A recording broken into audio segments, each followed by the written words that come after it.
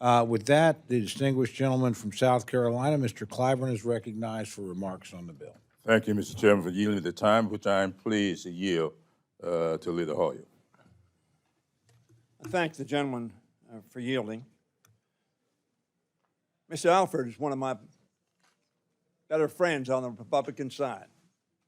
I respect him. I respect his remarks.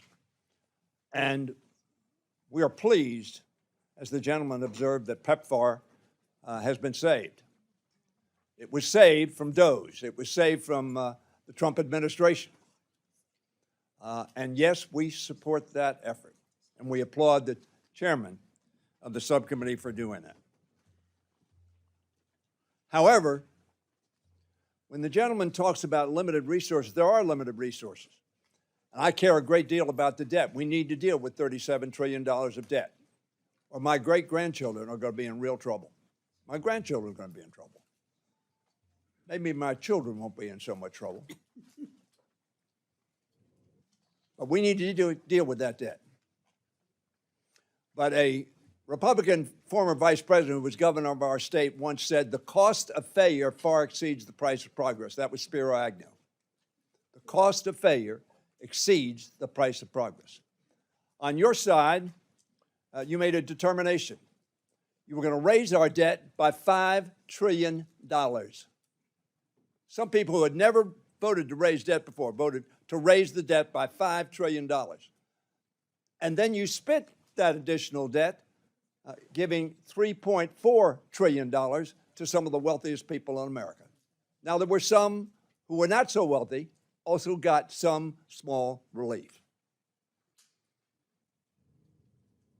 So yes, this bill does some good things, but it is silent on, I think, one of the biggest challenges to which John Kennedy was speaking, that we will pay any price, bear any burden to defend freedom here and around the world. And we have a dictator, despot, anti-democrat with a small d, attacking a democratic country, an ally of ours. We have had 12 votes on supporting Ukraine. There's not a single Democrat voted against Ukraine in those. And the overwhelming majority of Republicans voted for these 12 votes. An average of 79% of us in the Congress of the United States supported defending and helping Ukraine defend itself.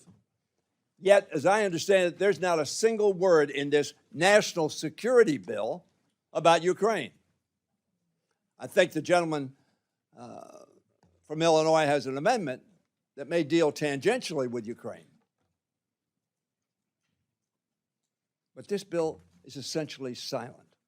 That's what I mean about sounding retreat. Now, we won't know the full scope of the damage of this bill for a long time to come. I hope it's a long time, and maybe sooner. We talk about China. We talk about Taiwan and supporting that, $500 million. I guarantee you, the message we send to China if Ukraine loses will be louder than anything this bill says. Many of those forced out of state were intelligence analysts specializing in Russia and China. Others focused on counterterrorism and on stopping drug trafficking. Some were tasked with ensuring America's energy dominance, maintaining America's security and influence around the world. Is not a partisan issue. It has not been for me a single day I've been in this institution. I supported almost all of Ronald Reagan's buildup. And I think it led directly to the ability of Gorbachev to look his industrial complex in the eye and say, we can't compete with America. We ought to put this legislation aside and act on the bipartisan consensus that I believe still exists on these priorities. I pray it still exists. If America retreats, our adversaries will inevitably advance. Are there some good things in this bill? There are. But they are woefully inadequate in so many other ways. I urge the defeat of this bill and yield back the balance of my time.